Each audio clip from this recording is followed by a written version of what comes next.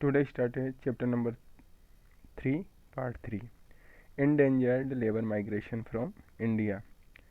Endangered labour वे होते हैं जो बॉन्डेड लेबर होते हैं, जो कॉलोनाइजेशन के दौरान ब्रिटिशर्स के द्वारा लेबर के थ्रू अमेरिका या अफ्रीकन विशेषकर अमेरिका जैसे देशों में ले जाए गए थे। उनको इंडेंजर्ड लेबर के नाम से जाना जाता है। भारत में उसको गिरमिटिया कहते हैं। तो इसमें क्या है देखिए, indentured labour means a bonded labour under contract to work for an employer for a specific amount of time. Indentured labour कौन होते हैं? इंडेंजर्ड लेबर वे होते हैं जो बॉन्डेड लेबर होते हैं, विशेषकर जो अनुबंध पे कॉन्ट्रैक्ट पे लिए जाते हैं और स्पेसिफिक अमाउंट पर एम्प्लॉयर के यहाँ काम करते हैं। Endangered labour migration from India illustrates the two sides nature of the 19th century of world। 19वीं सदी की दुनिया में दो प्रकार की जो चेंजेस थे वो दिखाई देते हैं। वो सबसे पहला है देखिए, it was a world of faster economic growth as well as great misery, higher income for some and poverty for other, technological advance in some areas and new forms of coercion in others. देखिए वे दो change कौन कौन से हैं? वे दो changes है आपके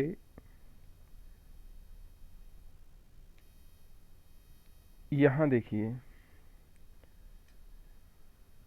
एक तो वे व्यक्ति जो अमीर हो गए और एक वे व्यक्ति जो गरीब हो गए। जैसे कि जैसे जैसे आर्थिक विकास हुआ, आर्थिक विकास के परिणाम स्वरूप क्या हुआ कि लोग या तो ज़्यादा पैसे वाले हो गए, उनकी आय बढ़ गई, इनकम बढ़ गई, लेकिन कुछ ऐसे थे जो गरीब हो गए। हाँ, ये ज़रूर है कि जो टेक्नोलॉजिकल चेंजेस थे, टेक्नोलॉजिकल एडवांसेस थे, यानी उपलब्धियाँ थी, वो कुछ एरिया में हुई, लेकिन अधिकांश एरिया में इनकम के आधार पर एक तरीके से कंपैरिजन किया जाने लग गया, तुलना की जाने लग गई कि कुछ वर्ग तो इनकम के आधार पर हायर स्टैंडर्ड पर पहुंच गए और कुछ लोअर स्टैंडर्ड पर पहुंच गए। इस वजह से दुनिया में दो वर्ग, एक लोअर और एक अपर जो क्लास है वो राइज हुई।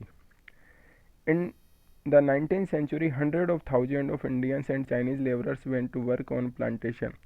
19th century में ही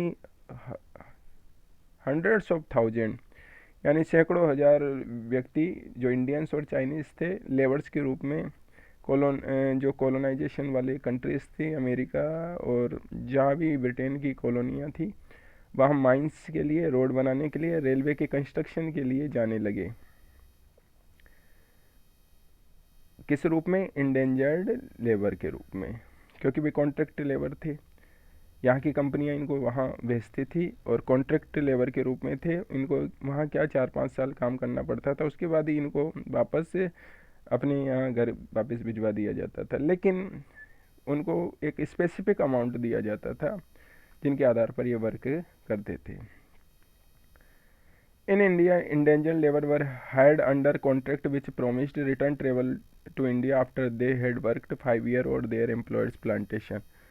इन इंडेंजर्ड लेबर्स को जो गिरमिटिया मजदूर के नाम से जाने जाते हैं हिंदी में, और इंग्लिश में उसको कॉन्ट्रैक्ट लेबर भी कह सकते हैं, इनको हायर किया जाता था और ये प्रॉमिस की जाती थी कि इनको वापस 5 साल के बाद वापस रिटर्न कर दिया जाएगा, कंप्लीटेशन ऑफ वर्क। ये लोग वे थे जो एम्प्लॉयर्स के प्लांटेशन पे, जैसे प्लांट लगाते हैं, खेती करते हैं, या रोड्स के जो कंस्ट्रक्शन जैसे कार्य होते थे वहाँ लगाए जाते थे। In India indentured labour were hired under contracts and most of them came from the present day region of eastern Uttar Pradesh, Bihar, central India and the dry district of Tamil Nadu.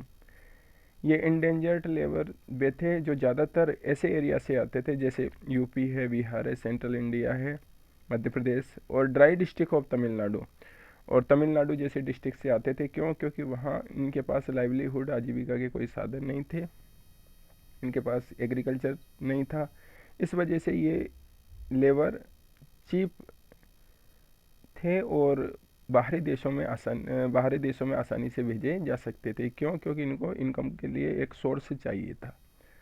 अगला है these region of India experience many social change like cottage industry declined, land rents rose and lands were cleared for mines and plantation. इसी समय क्या हुआ कि भारत के कई क्षेत्रों में सामाजिक परिवर्तन आए। कुटीर उद्योग, जो आपकी कॉटेज इंडस्ट्री है, सूती वस्त्र उद्योग है, वो डिक्लाइन हुआ। क्यों? क्योंकि ज़्यादातर मजदूर बाहर चले गए थे। इस वजह से जो स्मॉल इंडस्ट्रीज़ थी, कॉटेज इंडस्ट्रीज़ थी, वो सब डिक्लाइन हो गई। लैंड रेंट्स रोज, लैंड के जो लगान थे, ज़मीन के जो भू कर था, वो बढ़ गया। And lands were clear the for mines and plantation. और ऐसी स्थिति में जब ज़मीनें खाली रहने लगी तो वहाँ वृक्षारोपण और माइंस को एक तरीके से परमिशन दे दी गई ब्रिटिशर्स के द्वारा, ताकि उसका मैक्सिमम एक्सप्लॉयटेशन किया जा सके और ज़्यादा से ज़्यादा यूज किया जा सके। क्योंकि ज़्यादातर जो पीजेंट थे वो बाहरी देशों में कार्य कर रहे थे as a labour. All this affected the lifes of poor, they fail to pay their rents, become deeply indebted and were forced to migrate in search of work। ऐसे स्थिति में क्या हुआ कि इस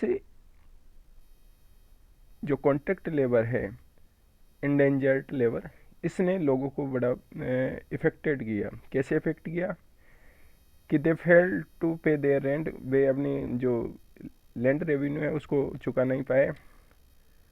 इसकी वजह से वे डीपली इंडेप्टेड यानी वे ऋणी हो गए, एक तरीके से वे कर्जे में चले गए। And were forced to migrate in search of work, तो ऐसी स्थिति में वो बाहर जाकर माइग्रेट हो गए और कार्य करने लगे, या कार्य की तलाश में या तो बाहर चले गए या किसी कंपनी के थ्रू इंडेंजर्ड लेबर के रूप में बाहर चले गए, कॉन्ट्रैक्ट लेबर के रूप में। नेक्स्ट देखिए, recruitment was done by agent engaged by employers and paid a small commission.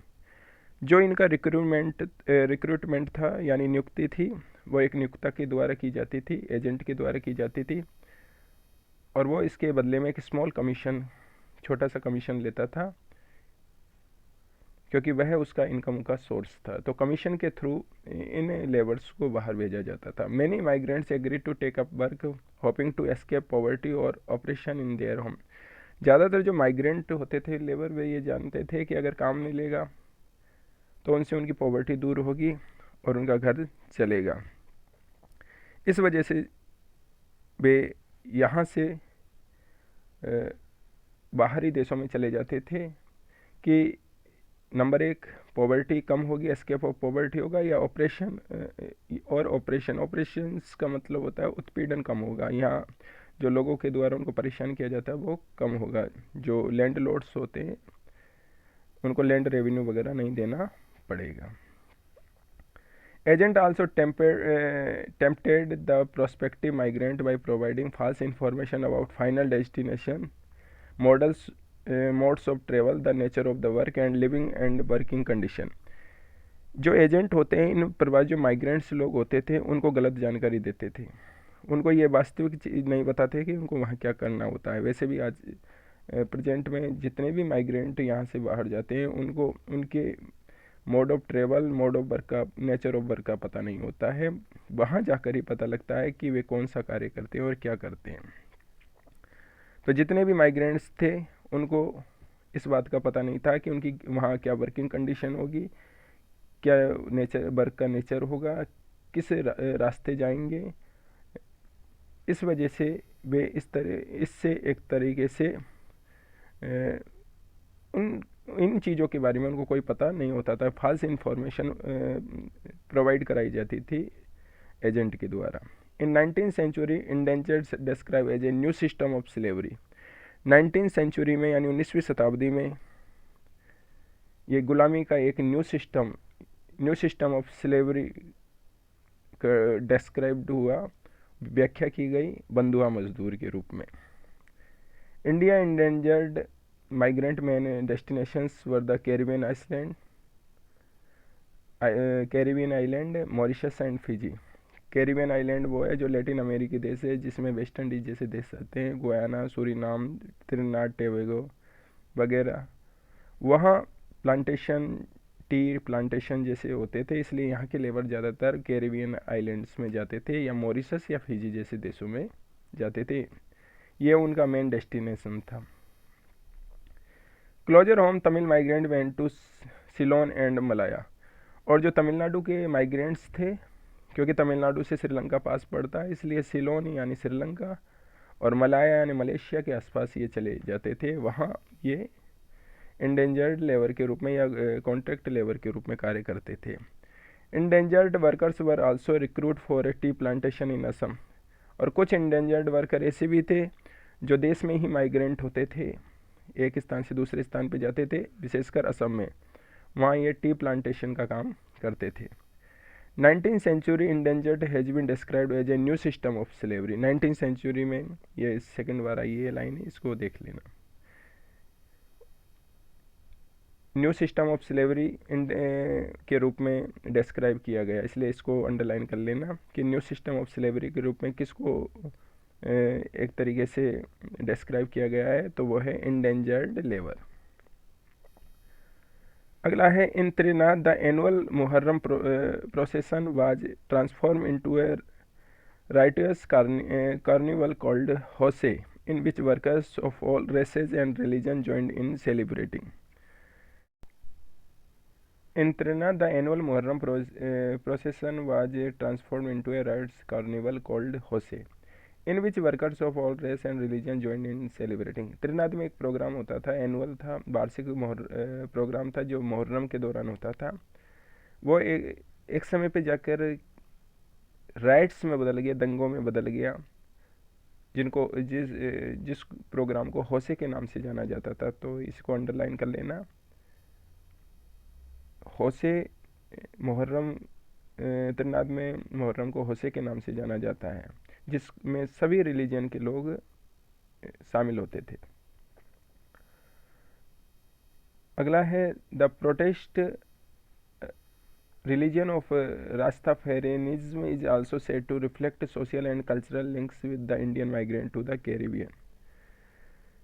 इसी समय वहाँ एक तरीके से आप ये समझिए कि रास्ताफेरिनिज्म, इसको हम रास्ताफेरियनवाद कह सकते हैं, इसने क्या किया, वहाँ एक विरोध किया, प्रोटेस्ट किया। The protest religion of Rastafarianism also said to reflect, Rastafarianism क्या रिफ्लेक्ट करता है, किसका विरोध बताता है, वो कहता है कि social and cultural link with Indian migrant to the Caribbean. उसने भारतीय जो प्रवासी थे, माइग्रेंट्स थे, उसका विरोध किया है, वहाँ की उनकी सामाजिक, सोशल और कल्चरल रिलेशंस का। The protest religion of Rastafarianism also said to be reflect social and cultural link with the Indian migrants to the Caribbean. यानी इंडियन माइग्रेंट्स का कैरिबियन के साथ जो सोशल और कल्चरल लिंक्स था, उसका रास्ताफेरिनिज्म जो त्रिनाद टोबैगो का था, वो इसका विरोध करता है। Chutney music popular in Trinidad and Guyana.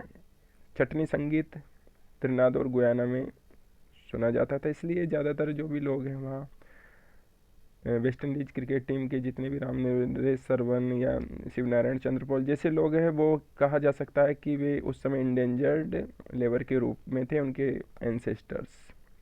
तो chutney music popular in Trinidad and Guyana is another creative contemporary expression of the post indentured experience. जो चटनी संगीत है वो ये त्रिनाद और गुयाना में, वह एक तरीके से एक्सपीरियंस देता है वहाँ की जो कंटेम्प्रेरी एक्सप्रेशन है ना, क्रिएटिव कंटेम्प्रेरी एक्सप्रेशन, जो रचनात्मक अभिव्यक्ति है ना, उसको कि वहाँ के लोग संगीत के भी शौकीन हैं, इंडेंजर्ड लेबर संगीत भी सुनना चाहते हैं, फेस्टिवल्स भी मनाना चाहते हैं, उसको ये एक्सप्रेस करता है। West Indies cricketer Shivnarine Chanderpaul and Ramnaresh Sarwan and Nobel prize winning writer V S. Naipaul is the they are a descendant from indentured labour migrant from India. यानी ये तीनों व्यक्ति भारत से जो माइग्रेंट होकर गए हैं, उन्हीं के ये क्या हैं, उन्हीं के या किसी न किसी तरीके से रिलेटेड है, या तो उनके डिसेंडेंट हैं या उनके सक्सेसर्स है, उत्तराधिकारी है या सन है या एनीबडी जो भी है। तो जितने भी वेस्ट इंडीज के में ऐसे लोग मिलते हैं त्रिनाद टोबैगो सूरीनाम में, जो इंडेंजर्ड लेबर्स की संतानें हैं। From the 1900s, India's nationalist leader began opposing the system of endangered labor migration as abusing and cruel. It was abolished in 1921. 1900 के आसपास जो भारत के नेशनलिस्ट थे, उन्होंने इस कस्टम का विरोध किया। कौन सा? इंडेंजर्ड लेबर, कॉन्ट्रैक्ट लेबर का, जो माइग्रेशन होकर बाहर जाते थे। उन्होंने कहा कि migration as a abusive and cruel, ये अपमानजनक भी है, क्रूर भी है। इसलिए 1921 में इस कस्टम को या इस प्रथा को ही समाप्त कर दिया गया। तो इट वाज एबोलिश्ड इन 1921। इसको अंडरलाइन कर लेना कि इंडेंजर्ड लेबर की जो कस्टम था, प्रथा थी, उसको सिस्टम था, उसको एबोलिश किया गया 1921 में। तो दिस सिस्टम एबोलिश्ड इन 1921। कौन सा? Endangered labour, contract labour.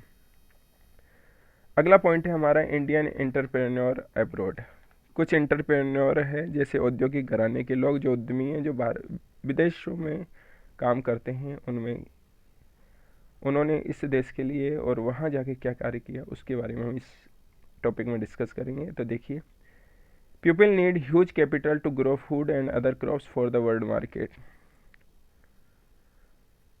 लोगों को वैश्विक बाजार के लिए खाद्य यानी खाने की चीज़ें और फसलों को उगाने के लिए काफ़ी कैपिटल की आवश्यकता होती है। ह्यूज कैपिटल यानी बहुत धन की आवश्यकता होती है।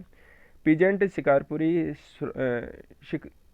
शिकारीपुरी, Shroff and Nattukottai Chettiars were amongst the many groups of bankers and traders who financed export agriculture in Central and South Asia using either their own funds of those borrowed from European bank। देखो, इनमें कुछ व्यक्ति है, जैसे कुछ एक किसान है शिकारपुरी श्रॉफ और एक है नट्टू कोट्टई चट्टीयार, ये बैंक कर रहे हैं।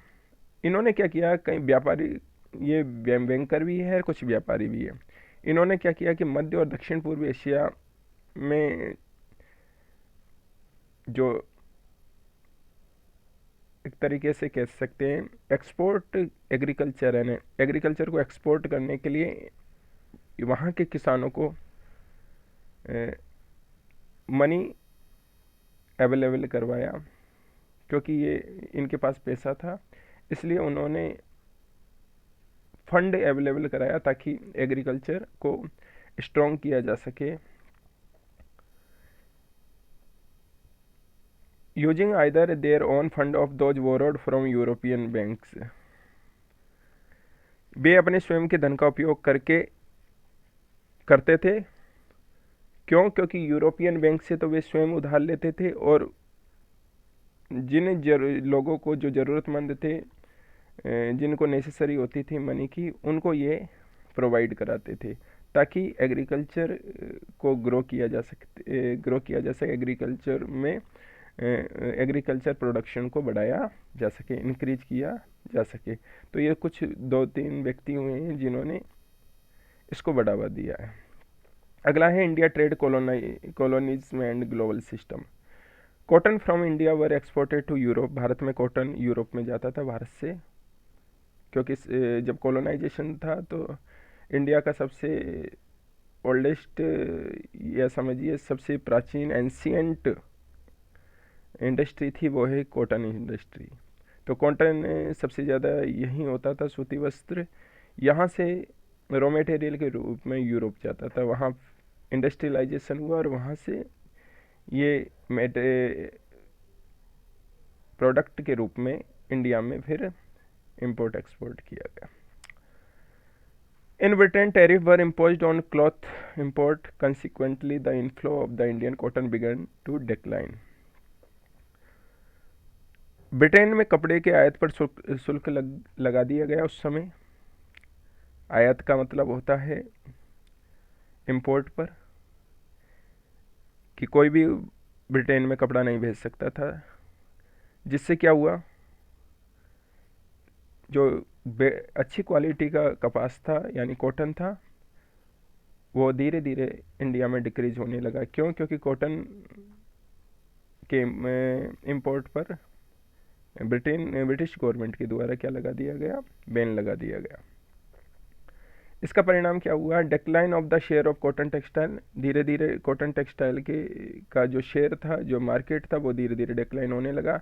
फ्रॉम सब 30% of abroad percent around 1800 to 15% by 1815, यानी 1800 ईयर 1800 में जो 30% का शेयर था वो 1815 में घटकर 15% रह गया। Why the 1870s the proportion had dropped the below 3%, और 1870 के आसपास वो 3% रह गया। इसको अंडरलाइन कर लेना कि कब कब कितना कितना परसेंट कॉटन टेक्सटाइल ड्रॉप हुआ है। 1800 में 30% था, 1850 में 15% था, और 1870 में 3% कॉटन का जो मार्केट था वो 1870 में ओनली 3% रह गया, जो किसी समय 30% था। Export of raw material increase equally fast. Export of raw material increase equally fast, लेकिन एक्सपोर्ट रॉ मटेरियल का एक्सपोर्ट बढ़ रहा था धीरे धीरे, जबकि इंपोर्ट पर रोक लगा दी गई थी। Between 1812 and 1871 the share of raw cotton export rose from 5% to 35%। Import पर रोक लगने के बाद एक्सपोर्ट इतना इंक्रीज हुआ कि जो 1812 में 5% एक्सपोर्ट था वो 1871 तक आते 35% एक्सपोर्ट हो गया, यानी कॉटन का एक्सपोर्ट इंडिया में 35% हो गया। Indigo used for dyeing clothes was another important export. इसके अलावा इंडिगो का एक्सपोर्ट किया जाता था, जो डाइंग के लिए कलर करने के लिए, जो क्लॉथ्स थे उनको कलर करने के लिए काम आती थी इंडिगो, जिसके लिए इंडिगो मूवमेंट चला था काफ़ी पहले। Opium shipment to China grew rapidly from the 1820s to become the while India is single largest export। Opium यानी अफीम। अफीम का भी व्यापार उस समय काफ़ी एक तरीके से प्रोग्रेस कर रहा था। ब्रिटेन में जो अफीम ली जाती थी वो विशेषकर चाइना से ली जाती थी। तो 1820 के जो डिकेड था उसमें चीन से अफीम तेज़ी से बढ़ रहा था, चीन से अफीम को ज़्यादा एक्सपोर्ट किया जा रहा था, और उसके बाद भारत उसका सबसे बड़ा एक तरीके से निर्यातक बन गया, यानी एक्सपोर्टर बन गया। सबसे पहले एक्सपोर्टर कौन था? चाइना। उसके बाद इंडिया सबसे बड़ा सिंगल लार्जेस्ट एक्सपोर्टर हो गया, किसका? ओपियम का।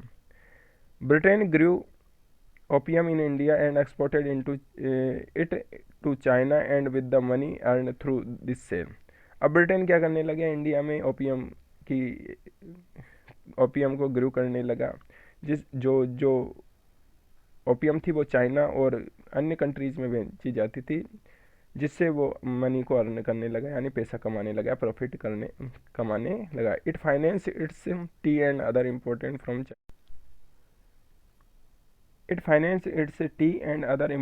Imports from China. इसके बदले में ओपियम चाइना को जाता था, और चाइना से टी के रूप में ब्रिटेन टी को फाइनेंस करता था, यानी टी खरीदता था। तो एक तरीके से इक्वल ट्रेड हो जाता था, अफीम को भेजा जाता था, चाय को खरीदा जाता था, तो इंपोर्ट और एक्सपोर्ट इक्वल चलता था। Over the 19th century British manufacturer flooded the Indian market. 19th century के आसपास ब्रिटिश मैन्युफैक्चर, जो ब्रिटेन की मैन्युफैक्चरर्स थे सामान निर्माण करने वाले, उनकी मार्केट में, इंडियन मार्केट में बाढ़ सी आ गई। वे नए नए सामान बनाने लग गए, क्योंकि डोमेस्टिक जो लोकल मार्केट था या लोकल इंडस्ट्रीज थी वो कोलेप्स हो चुकी थी इंडियंस की। इसलिए ब्रिटिश मैन्युफैक्चरर फ्लड के रूप में इंडियन मार्केट में आए।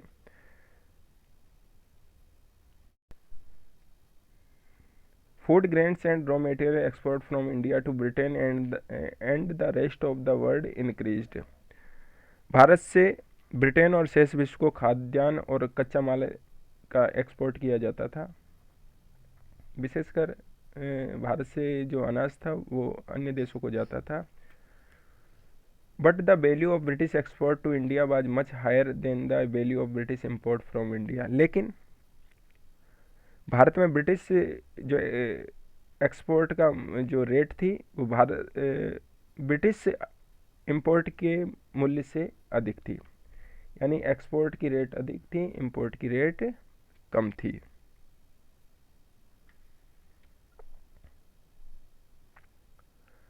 दस the Britain had a trade surplus with India. इसकी वजह से क्या हुआ? ट्रेड सरप्लस का मतलब होता है कि जब एक्सपोर्ट और इंपोर्ट के बीच में अंतर आ जाता है तो difference between export and import, this is called trade surplus. यानी एक चीज़ ज़्यादा हो जाए, दूसरी चीज़ कम हो जाए, तो जो ज़्यादा शेष चीज़ होती है, जो रिमेनिंग पार्ट्स होता है, उसको ट्रेड सरप्लस के नाम से जाना जाता है। यदि जैसे एक्सपोर्ट हुआ 2 लाख का और इंपोर्ट हुआ 1 लाख का, तो 1 लाख रुपए का जो डिफरेंस है वो सरप्लस माना जाता है। तो Britain had a trade surplus with India, तो इंडिया के साथ उसका ट्रेड सरप्लस हुआ। क्यों? क्योंकि इंपोर्ट और एक्सपोर्ट में डिफरेंस था। Britain used this surplus to balance its trade deficit with other countries. तो ब्रिटेन ने क्या किया सरप्लस का? ब्रिटेन ने इस सरप्लस का उपयोग अन्य देशों के साथ अपने व्यापार में जो डेफिसिट घाटा था उसको संतुलित करने के लिए किया। वहाँ क्या करता था, जैसे इंडिया में अगर मान लीजिए उसका इंपोर्ट या एक्सपोर्ट जो भी कम था, वह दूसरे देशों में उसको बढ़ा देता था। तो जो ट्रेड सरप्लस था वो बैलेंस हो जाता था, और जो डेफिसिट, जो नुकसान होता था उसको, वो भी ख़त्म हो जाता था। That is with the countries from which Britain was importing more than it was selling to. अब इसके साथ क्या हुआ? वह उन देशों के साथ इतना अधिक आयात करने लगा, आयात का मतलब है इंपोर्ट करने लगा, जिससे उस जितना वे दूसरे देश उसके साथ करते थे, यानी दोनों का बैलेंस हो गया। यानी इंपोर्ट दोनों देशों ने, दोनों कंट्रीज़ ने बैलेंस कर लिया। यानी जितना ब्रिटेन किसी देश को बेचता था उतना ही वह देश उस देश को, ब्रिटेन को बेचता था। तो दोनों का जो मार्केट था वो बैलेंस्ड मार्केट था, इसलिए सरप्लस नहीं रहता था।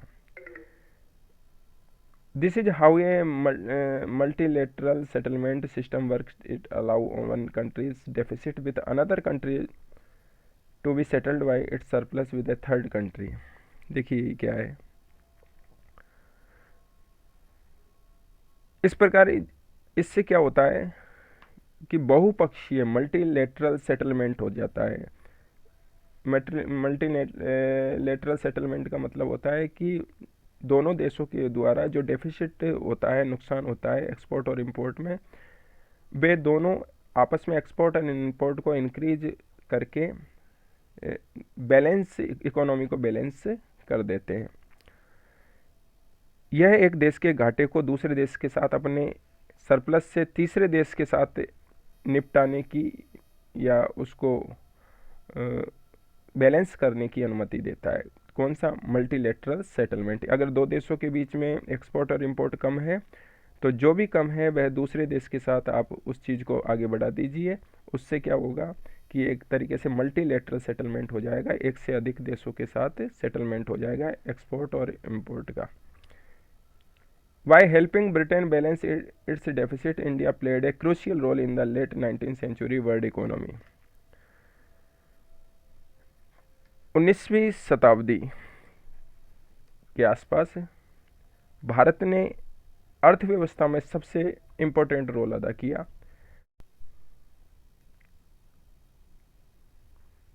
Britain's trade surplus in India also helped pay the some so-called home charges that included private remittance home by British officials and traders, interest payment on India's external debt, and pension of British officials in India.